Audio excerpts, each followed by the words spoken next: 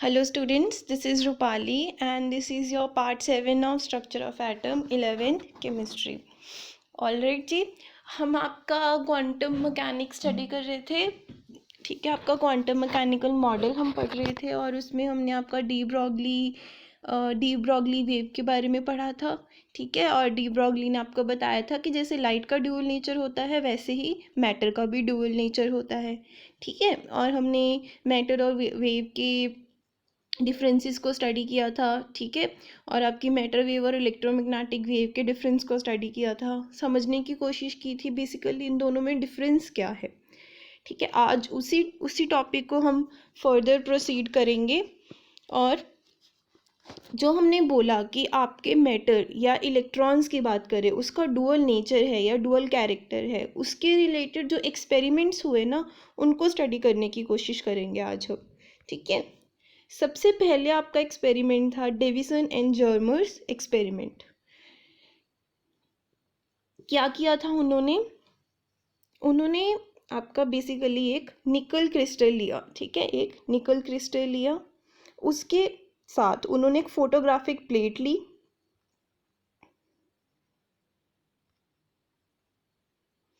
ठीक है, और एक इलेक्ट्रॉन बीम, ठीक है, एक इलेक्ट्रॉन बीम उन्होंने निकल क्रिस्टल के ऊपर फॉल करवाई. ठीक है जी, वो रिफ्लेक्ट होकर आपके फोटोग्राफिक प्लेट के ऊपर आकर फॉल कर गए. क्या हुआ basically, when a beam of electron is allowed to fall on the surface of nickel crystal, your reflected rays are received on your photographic plate. ठीक है, उसके बाद आपको स्क्रीन के ऊपर या आपकी फोटोग्राफिक प्लेट के ऊपर एक पैटर्न आपको शो हुआ. कैसा पैटर्न था वो? डायफ्रैक्शन पैटर्न था. ठीक है, जो मैंने आपको यहाँ दिखाया है ना, रेड और ब्लैक वाला, इसको क्या बोलते हैं? Diffraction pattern. ये जो आपका पैटर्न बना ना, ये बिल्कुल एक्सरे जैसा था. जैसे एक्सरे प्रोड्यूस करती थी बिल्कुल वैसा ही पैटर्न आपको फॉर्म करके दिया. किसने?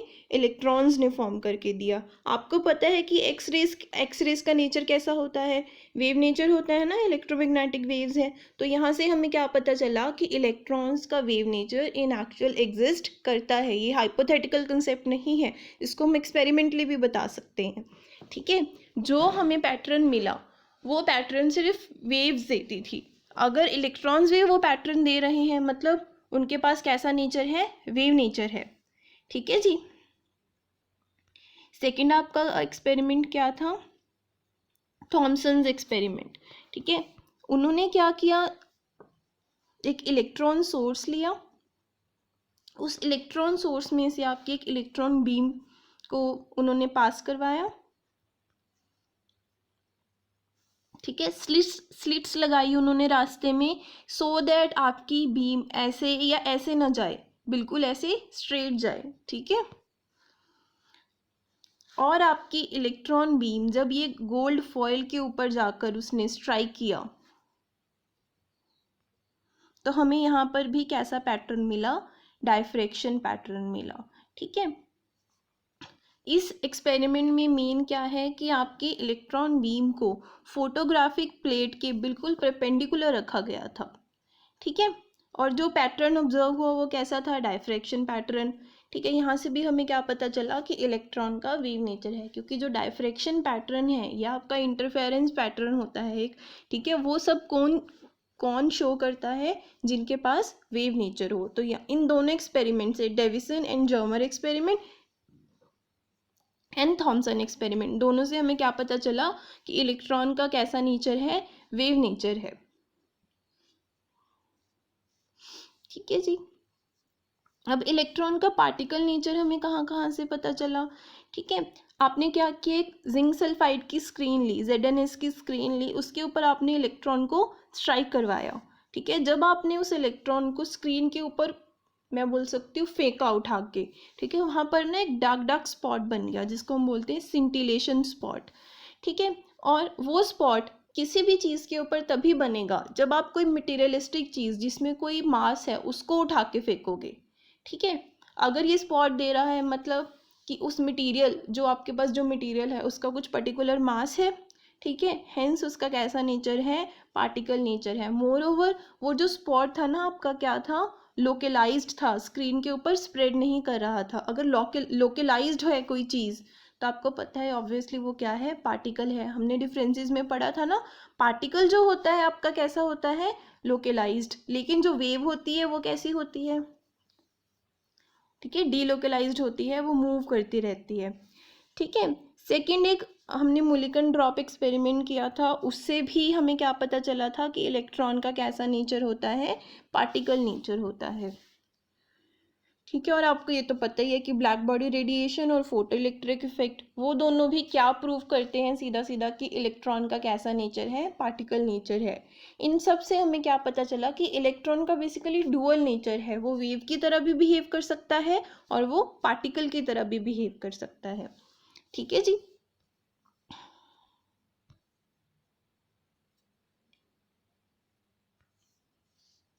ये आपके पास एक और वे है आपकी वेवलेंथ को रिप्रेजेंट करने का। डेरिवेशन है एक सिंपल, आपको समझना है बस इसको। देखो काइनेटिक एनर्जी किसके इक्वल होती है, हाफ एम बी स्क्वायर के। ठीक है, मैंने क्या किया, आपका जो 2 था उसको मैं इस साइड ले गई, ठीक है, जो मास था उसको भी नीचे ले गए हम, तो क्या बन गया, 2E/m is equals to v square. ठीक है, फिर हमने क्या किया, रूट लगा दिया दोनों साइड। जब आप स्क्वायर रूट करोगे तो वी स्क्वायर के ऊपर जब आप स्क्वायर रूट करोगे तो वी आ जाएगा और दूसरी साइड स्क्वायर रूट आ जाएगा। ठीक है, लैम्डा आपको पता है किसके इक्वल होता है, h/mb के। मैंने v की वैल्यू यहाँ पुट कर दी। ठीक है, इसके बाद हमने क्या किया, हाँ जी, ऊपर मास है नीचे भी मास है, जब आप इसको अंदर लेके जाओगे तो क्या बन जाएगा, m² बन जाएगा ना।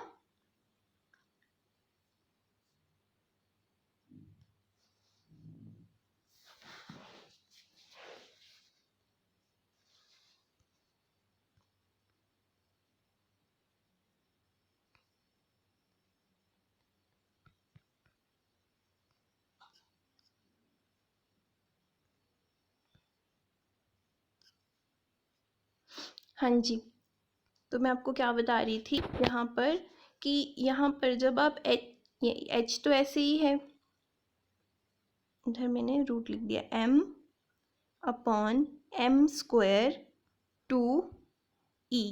ठीक है, 2e तो एज इट इज ही रह गया आपका, m ऊपर m है नीचे m² है, तो एक m से एक m कट जाएगा और नीचे क्या रह जाएगा, सिंगल m रह जाएगा, तो ये क्या बन जाएगा, h/√2me। ठीक है, ये बन गया ना आपका।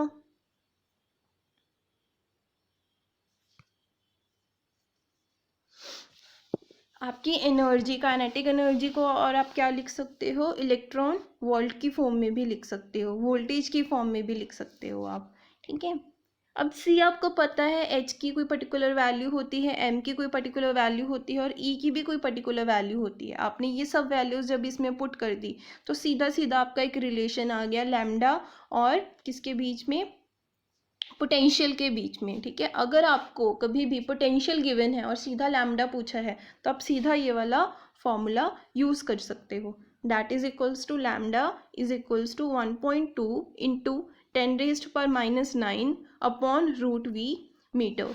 और आप इस फॉर्मूला को कैसे यूज़ कर सकते हो, मतलब याद कर सकते हो, lambda is equals to 12 angstrom upon √v। इसको आप ऐसे भी लिख सकते हो। ठीक है, याद करना इजी है ना, 12/√v एमस्ट्रॉन्ग। यूनिट्स याद रखनी है, यूनिट्स इंपॉर्टेंट है आपकी। ठीक है जी,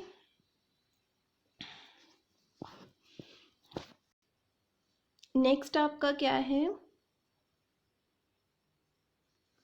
डेरिवेशन है बोहर पॉस्टुलेट की एंगुलर मोमेंटम वाली। हमने आपको शायद याद हो, हमने लिखा था ना mvr is equals to nh/2y, लिखा था ना, mvr is equals to nh/2π। ठीक है, इसको डिराइव करेंगे अब हम डी ब्रॉगली इक्वेशन से। सी कैसे डिराइव करेंगे, अकॉर्डिंग टू बोहर्स मॉडल आपका जो इलेक्ट्रॉन है एक सर्कुलर ऑर्बिट में मूव करता है ना, ऐसे मूव करता है। ठीक है, और डी ब्रॉगली के अकॉर्डिंग आपके इलेक्ट्रॉन का सिर्फ पार्टिकल नेचर नहीं है, साथ में वेव नेचर भी है। अगर उसका वेव नेचर है तो वो ऐसे ऐसे मूव करना चाहिए ना, ठीक है। मतलब ये वेव कॉन्टिन्यू होनी चाहिए यहाँ पर। अगर आपका वेव नेचर है तो यहाँ पर जो आपकी वेव है ना, इसको ज्वाइन करना है, यहाँ पर बिल्कुल कॉन्टिन्यू होनी चाहिए, ऐसा नहीं ऐसे होनी चाहिए, बिल्कुल कॉन्टिन्यू, ठीक है। ऐसा नहीं होना चाहिए कि अगर इलेक्ट्रॉन ऐसे मूव कर रहा है तो ऐसे चली गई, कट नहीं करनी चाहिए कहीं पर भी। कैसे बता रही हूँ मैं, सी आपकी वेव हमेशा इन फेस रहनी चाहिए, जो ए है ना इन फेस रहनी चाहिए, बिल्कुल कॉन्टिन्यूज रहनी चाहिए अगर उसका वेव नेचर है। अगर उसका वेव नेचर नहीं है तो यहाँ पर कट भी कर सकती है, जैसे यहाँ पर कट किया है इसने, ठीक है, यहाँ पर कट किया ना, यहाँ पर कट भी कर सकती है। तो अगर ये दोनों चीज़ें बिल्कुल सही हैं कि अगर इलेक्ट्रॉन सर्कुलर ऑर्बिट में भी मूव करता है और उसका वेव नेचर भी है, तो आपकी वेव को कैसा होना पड़ेगा, इन फेस होना पड़ेगा, ठीक है। क्या मतलब है इसका, कि आपका जितना सर्कमफ्रेंस है, जितना पैरीमीटर है, कितना होता है 2πr, ठीक है। किसके इक्वल होना चाहिए, वेवलेंथ के इक्वल होना चाहिए, इंटेग्रल वैल्यू ऑफ वेवलेंथ के। मतलब चाहे 2 वेव्स मिलके, चाहे 3 वेव्स मिलके, चाहे 4 वेव्स मिलके एक सर्कल को कंप्लीट करें, लेकिन पूरी वेव यूज़ होनी चाहिए और एक दूसरे के साथ कट नहीं करेंगी वो, ठीक है। तो यहाँ से हमें क्या पता चला, आपका पैरीमीटर किसके इक्वल होगा, इंटेग्रल मल्टीपल्स ऑफ वेवलेंथ के, ठीक है। आर आपको पता है ना, रेडियस है आपके सर्कुलर ऑर्बिट का, और एन क्या है जी, इंटीजर है। लैम्डा क्या होता है आपका, h/mv होता है, आपको पता है ये बात, ठीक है। मैंने उसकी वैल्यू बस वहाँ पर पुट कर दी और मैंने इसको रीअरेंज कर दिया। यहाँ से आपके पास क्या आ गई, आपका एंगुलर मोमेंटम आ गया, ठीक है, जो बोहर पोस्टुलेट से हमें मिला था। किसको यूज़ करके आया, डी ब्रॉगली इक्वेशन को यूज़ करके। मतलब ये दोनों रिजल्ट्स बिल्कुल सही हैं, दोनों मॉडल्स बिल्कुल सही हैं।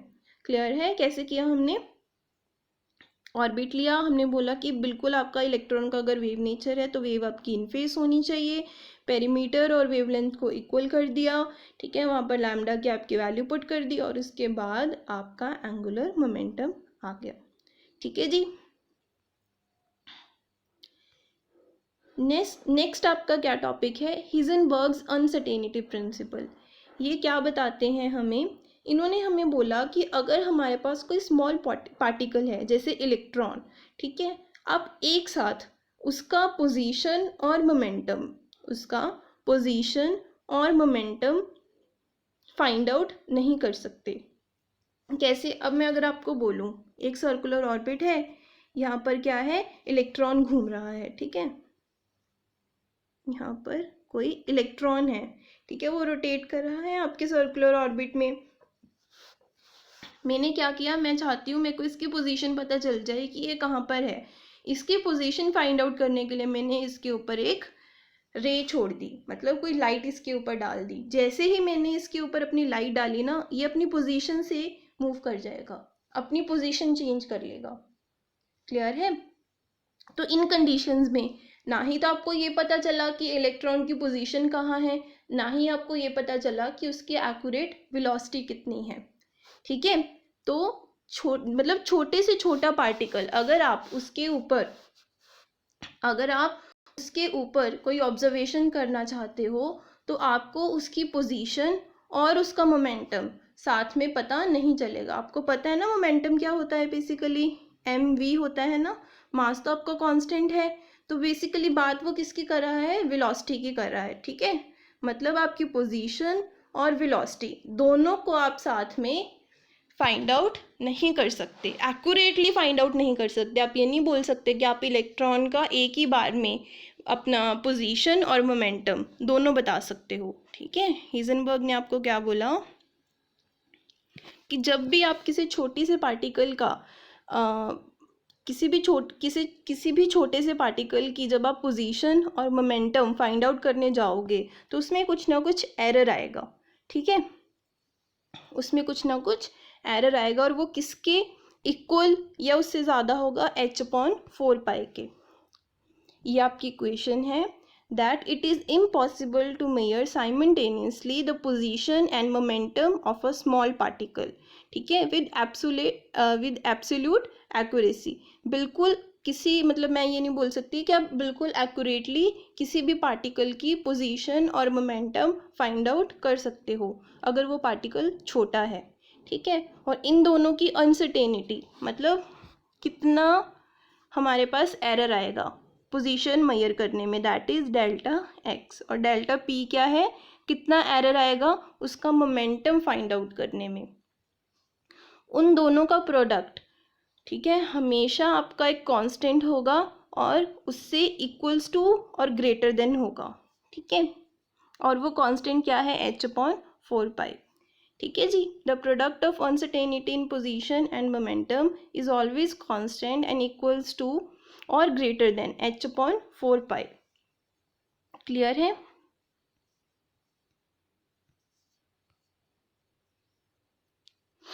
ये मैंने आपको बता दिया है कि मोमेंटम को हम क्या लिख सकते हैं और एम भी, ठीक है। एम को आप इस साइड ले जाओ तो आप इसको वेलोसिटी के फॉर्म में भी लिख सकते हो,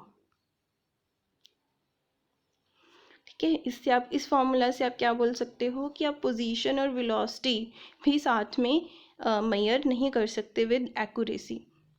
क्लियर है। हिजनबर्ग अनसर्टेनिटी प्रिंसिपल क्या है, it is impossible to measure simultaneously the position and momentum of a small particle with absolute accuracy, ठीक है। एक्यूरेसी के साथ आप नहीं बता सकते कि उस पार्टिकल की पोजीशन और मोमेंटम कितनी होगी अगर वो पार्टिकल छोटा है, ठीक है। सिग्निफिकेंस क्या है, जैसे डी ब्रॉगली का सिग्निफिकेंस देखा था वैसे ही इसका सिग्निफिकेंस क्या है हमारे पास, वही कि इनको आप सिर्फ माइक्रोस्कोपिक पार्टिकल्स के ऊपर ही अप्लाई कर सकते हो, वहीं पर आपको इसकी एक अच्छी वैल्यू मिलेगी, ठीक है। बिगर बॉडीज़ के लिए ये इतना हम बोल सकते हैं इतना सक्सेसफुल नहीं है, ठीक है। जैसे मैंने बोला कि सपोज आप कोई पार्टिकल ले लो जिसका मास क्या है 500 mg है, मैंने उसकी वैल्यू पुट कर दी, ठीक है। देखो अनसर्टेनिटी कितनी कम है, 10⁻⁻28, ठीक है। मतलब आपका एरर कितना आएगा 10⁻⁻28, दैट इज़ नेग्लिजिबल। मतलब अगर इतना मास है तो आप बड़े आराम से दोनों का पोजीशन और वेलोसिटी बता सकते हो, ठीक है।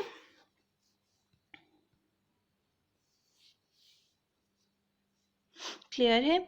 वही अगर मैं इसकी जगह कोई इलेक्ट्रॉन ले लूँ, ठीक है, उसका मास आपको पता है ना कितना होता है, 9.1 × 10⁻31। तो देखो आपका प्रोडक्ट या आपका एरर प्रोडक्ट कितना है 10⁻4। मतलब अगर आपकी पोजीशन में अनसर्टेनिटी 10⁻4 मीटर है तो उसकी वेलोसिटी में अनसर्टेनिटी कितनी होगी 1 मीटर पर सेकेंड, ठीक है। इसको हम कंसीडर कर सकते हैं ना, इसको हम कंसीडर। इसीलिए देखो अब बोहर ने तो आपको क्या बोला था कि अगर मेरे पास कोई सर्कुलर ऑर्बिट है, इलेक्ट्रॉन उस ऑर्बिट में घूम रहा है, ठीक है, उसने ये बोला था ना, उसने आपको एक डेफिनेट पोजीशन बता दी थी और एक डेफिनेट मोमेंटम भी बता दिया था बोहर ने। मोमेंटम कितना बताया था, mvr is equals to nh/2π, यही बताया था ना। बोहर ने आपको एक डेफिनेट पाथ भी बता दिया और एक डेफिनेट मोमेंटम भी बता दिया। लेकिन जब हमने अनसर्टेनिटी प्रिंसिपल को स्टडी किया तो हमें वहाँ से पता चला कि भाई इलेक्ट्रॉन किसी पर्टिकुलर पाथ में तो नहीं घूम सकता। क्यों नहीं घूम सकता, क्योंकि उसकी पोजीशन में अनसर्टेनिटी होगी, ठीक है। एक पर्टिकुलर पोजीशन के ऊपर हम नहीं फाइंड आउट कर सकते उसको। तो बोहर की उस कंसेप्ट को, उस सर्कुलर ऑर्बिट के कंसेप्ट को, ठीक है, रिप्लेस कर दिया किस चीज़ के साथ कि किसी भी गिवन एरिया में, ठीक है, हम इलेक्ट्रॉन को फाइंड आउट करने की प्रोबेबिलिटी बताएंगे। हम एक्चुअल में नहीं बता सकते कि इलेक्ट्रॉन कहाँ पड़ा है, हम सिर्फ प्रोबेबिलिटी बताएंगे कि हाँ भाई इलेक्ट्रॉन यहाँ पर हो सकता है, ठीक है। तो हमने अपने उस कंसेप्ट को रिप्लेस कर दिया ये बोलकर कि electron has a probability of having a given position and momentum. ठीक है, हम बताएंगे संभावना कि उसकी उतनी पोजीशन हो सकती है और उतना मोमेंटम हो सकता है या नहीं। हम एक्यूरेटली नहीं बता सकते, हम ऐसे नहीं बोल सकते वो उसी पर्टिकुलर ऑर्बिट में घूम रहा है। ठीक है, हम आप कोई ऐसे पाथ नहीं डिफाइन कर सकते, बट आप एक एरिया बता सकते हो। इस एरिया में आप बता सकते हो हाँ जी इस एरिया में कहीं ना कहीं तो इलेक्ट्रॉन है आपका। ठीक है, क्लियर है।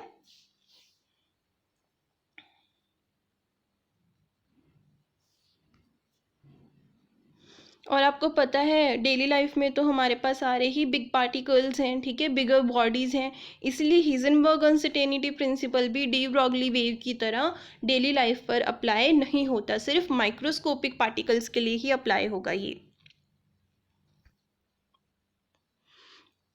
अब देखो जो अभी हमने पढ़ा ना कि हिजनबर्ग अनसर्टेनिटी प्रिंसिपल, उससे हम ये चीज़ प्रूव करेंगे कि आपका इलेक्ट्रॉन न्यूक्लियस में एग्जिस्ट नहीं कर सकता। सी आपके न्यूक्लियस का डायमीटर कितना होता है 10⁻⁻15 मीटर। अगर आपका इलेक्ट्रॉन न्यूक्लियस में एग्जिस्ट करता है, अगर आपका इलेक्ट्रॉन न्यूक्लियस में एग्जिस्ट करता है तो इस लाइन जो आपका ये डायमीटर है, ठीक है, यही उसकी एक्स होनी चाहिए ना। हम बोल सकते हैं कि एरर इतना होना चाहिए बस, इसके इन बिटवीन हमारा इलेक्ट्रॉन हमें मिलना चाहिए, एरर इतना होना चाहिए। क्लियर है ना, 10⁻⁻15 होना चाहिए हमारे पास अनसर्टेनिटी इन पोजीशन। तो हम ये आपकी अनसर्टेनिटी लेकर इलेक्ट्रॉन की वेलोसिटी फाइंड आउट करने की कोशिश करते हैं। ठीक है,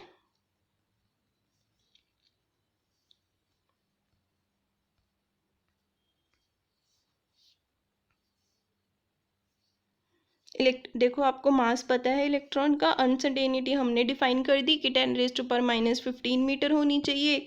वेलोसिटी देखते हैं कितनी आएगी। हाँ जी, देखो वेलोसिटी कितनी आई है 5.77 इंटू 10⁻10 मीटर पर सेकेंड। और आपको पता है कि मैक्सिमम वेलोसिटी हमारे पास कितनी होती है 3 इंटू 10⁸। ठीक है, यहाँ पर आप करेक्ट कर लेना, 3 इंटू 10⁸ होती है, और वो भी किसकी होती है वेलोसिटी ऑफ लाइट की। ठीक है, इतनी वेलोसिटी आपकी मैक्सिमम वेलोसिटी होती है, लेकिन आपकी वेलोसिटी कितनी आ रही है 10⁻⁻10 मीटर पर second. Hence your velocity is wrong. जिस इक्वेशन से आपकी वेलोसिटी आई है वो रॉन्ग है, मतलब जो आपने अनसर्टेनिटी कंसीडर की है वो भी गलत है। ठीक है, hence electron can not exist in the nucleus. Clear है जी। ऐसे ही आप प्रोटॉन का देख सकते हो कि प्रोटॉन न्यूक्लियस में एग्जिस्ट करेगा या नहीं करेगा। ठीक है, आप उसका फाइंड आउट करके देखो, अगर वो हो गया आपसे, ठीक है, तो आप कमेंट सेक्शन में मेरे को बता सकते हो। ठीक है, नहीं भी हुआ तो आप वो मेरे से पूछ सकते हो जो नीचे नंबर दिया हुआ है या जो ईमेल आईडी दी हुई है। ठीक है जी, तो यहाँ पर हम आपका टॉपिक क्लोज करते हैं। इसके रिलेटेड आपको कोई भी क्वेरी है, कोई भी डाउट है, आप कमेंट सेक्शन में मेरे से पूछ सकते हो। ठीक है जी।